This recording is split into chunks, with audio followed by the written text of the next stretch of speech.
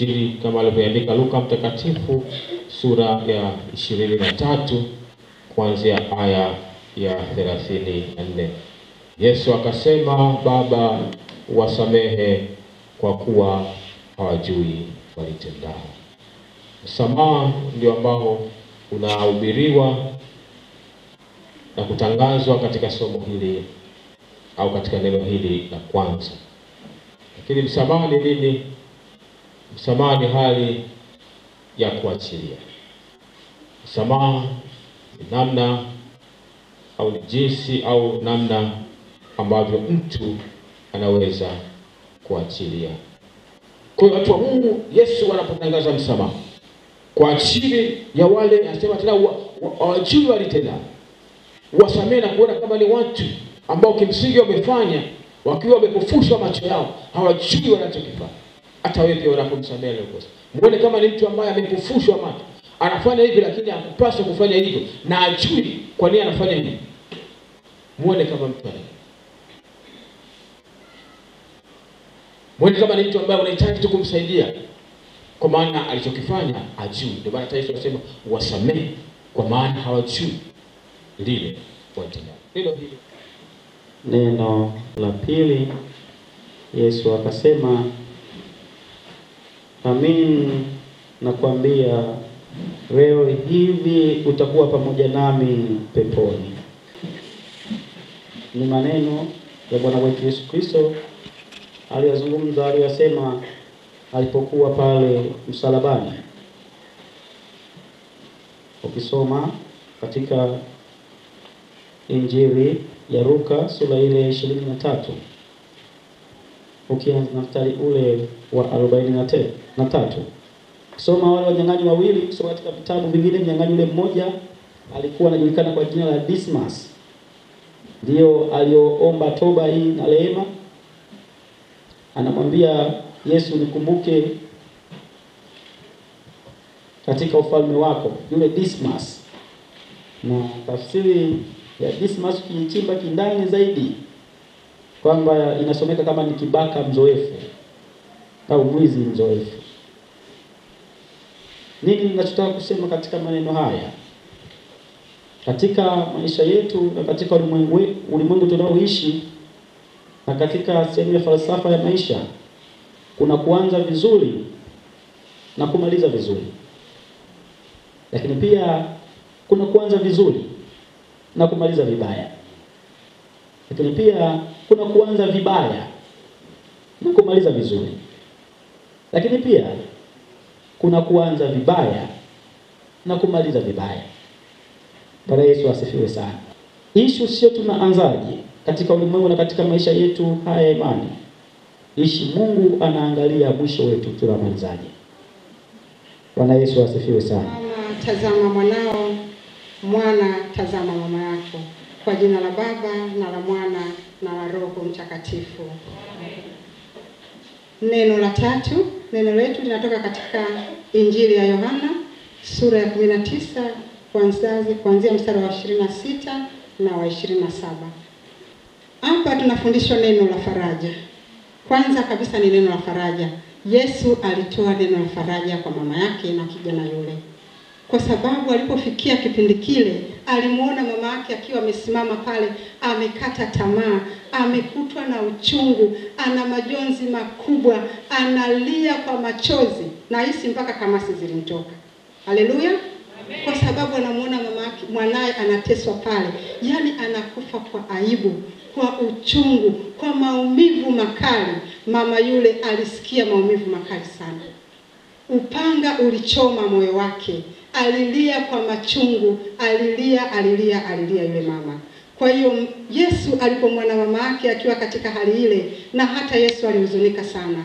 Ndipo alipomwona mama yake akiwa amesimama karibu na mwanafunzi yule aliyempenda, akamwambia, mama, tazama mwanao. Kisha akamgeukia yule mwanafunzi, tazama mama yako.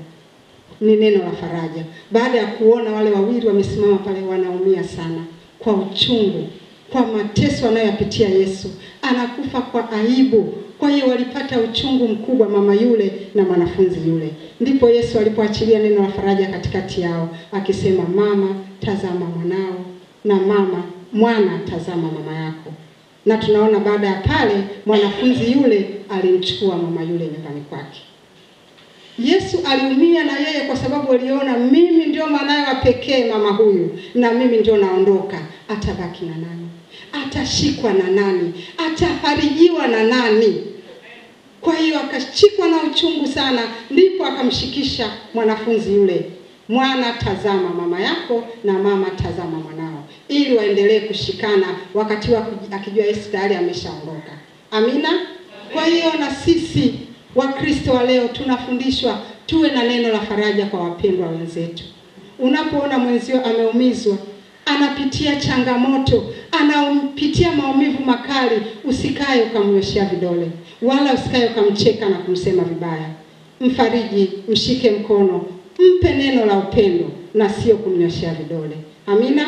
Ni faraja ambayo ametuachia Yesu mwenyewe. Tuwe na neno la faraja sisi kwa sisi. Ni Eloi Eloi lama sabaktani, yani Mungu wangu, Mungu wangu, mbona umeniacha? Kama kuna vitu vinavyozingatiwa sana kwa wanadamu, kwa mtu ambaye pengine kwa kuugua muda mrefu au kabla hajafa, watu penda sana kuhoji marehemu kabla hajafa alisema nini. Bwana Yesu asifiwe sana.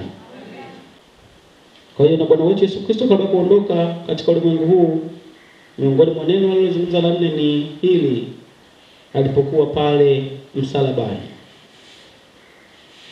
anapouliza, Mungu wangu, Mungu wangu, mbona umeniacha? Akiongea katika lugha hii ya Eloi Eloi lama sabaktani. Wengi walishindwa kuelewa katika lugha hii, walitafsiri kwamba anamuita Elia aje kumsaidia. Anaita manabii waliotangulia aje kumsaidia, tuone kama huyo Elia atakuja kumsaidia. Kumbe ni lugha aliyokuwa anazungumza na Mungu. Bwana Yesu asifiwe sana. Bwana Yesu asifiwe sana. Je, kwa uhalisia Mungu alikuwa amemwacha alipokuwa pale msalabani? Bila shaka hakumwacha. Bwana Yesu asifiwe sana. Kafika wakati ukaona kana kwamba Mungu hayupo pamoja na mimi, mbona mimi tu haya yananipata? Bwana Yesu asifiwe sana. Au pengine ni nani anayeniroga? Au pengine ni nani ambaye anifanyia mambo haya?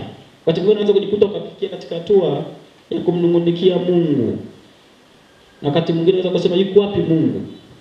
Kutokana na hali na magumu na changamoto na mapito unayokutana nayo.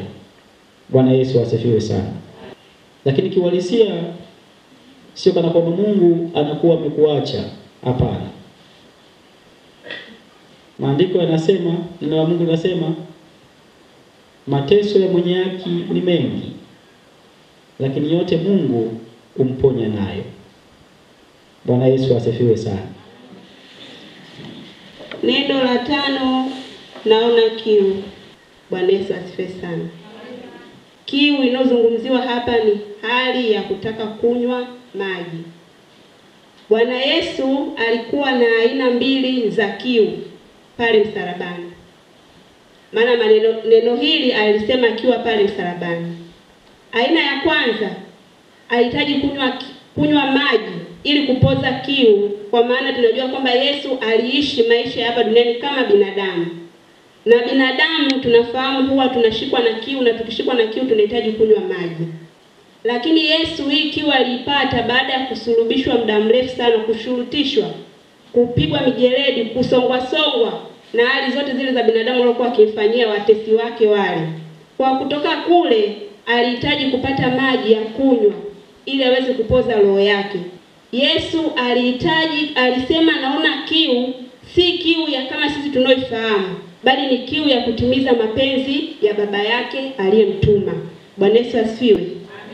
Hapa Yesu yeye aliomba wampe maji ya kunywa, lakini watu wao wakampa siki, ambayo ni divai iliyochanganywa na nyongo. Ni muhimu kila mmoja wetu kujihoji ni namna gani ana kiu juu ya maisha yake ya baadaye, au namna gani ana kiu ambayo inaweza ikatimizwa au akaitimiza kufanya mapenzi ya Mungu. Bwana Yesu asifiwe sana.